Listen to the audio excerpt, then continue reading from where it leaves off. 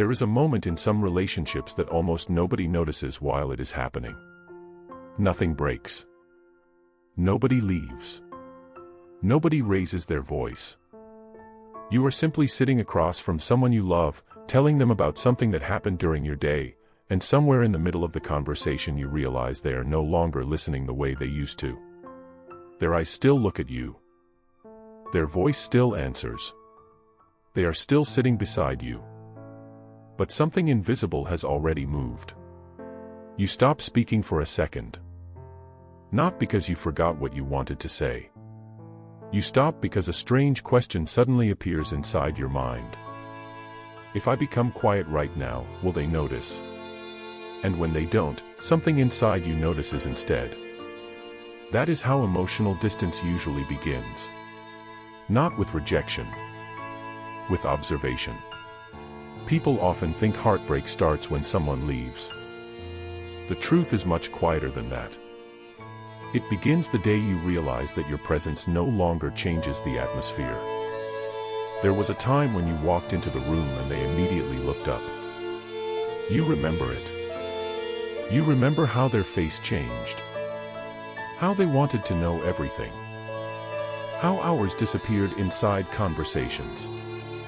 You never had to fight for attention because attention arrived naturally. You never wondered if you mattered because you could feel it. Then life became familiar. The conversations became shorter. The silence became longer. The questions disappeared one by one. You begin speaking and they simply nod. You finish stories and receive only small answers. You notice yourself adding extra details just to keep them interested. You begin carrying conversations that once carried themselves.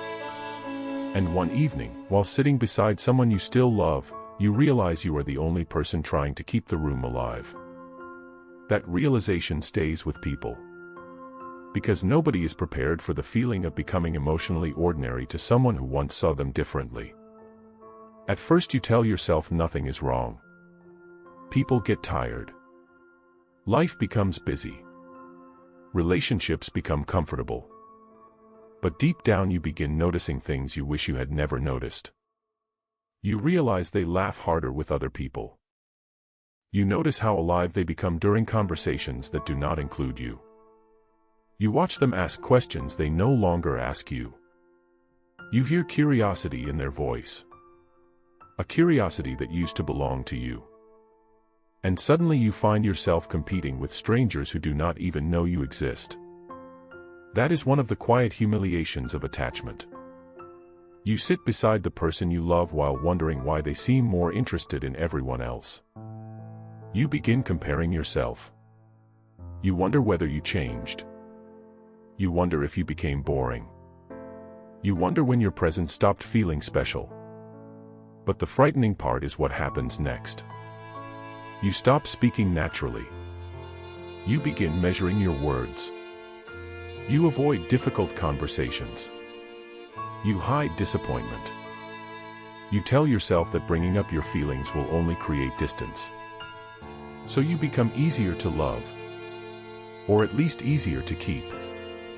You laugh when something hurts. You say, "It's fine." You tell them not to worry. You convince yourself that asking for more attention is selfish. You begin reducing your needs because losing yourself feels less frightening than losing them. And that is usually where people stop recognizing who they are. The relationship survives. But the person inside it slowly disappears. You notice yourself waiting for small things. You feel relieved when they ask how your day was. You feel grateful when they sit beside you a little longer. You become excited over moments that once felt ordinary.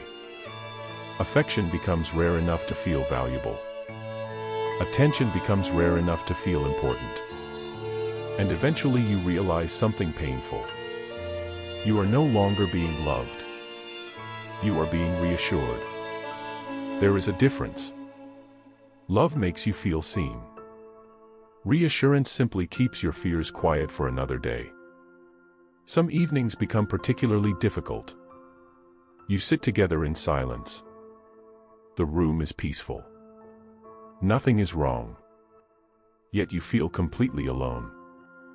You look at them and remember who they used to be. Not because they became cruel. Not because they stopped caring. But because the person who once noticed everything now notices very little. The person who once searched for your face in a crowded room now walks beside you without looking. And that change is difficult to explain because it happens slowly. One less question. One less conversation. One less moment of curiosity. Until eventually you become familiar enough to disappear. People rarely notice what they believe will always remain. And perhaps that is why emotional certainty can become dangerous. When someone becomes completely certain that you will stay, they stop looking for signs that you might leave.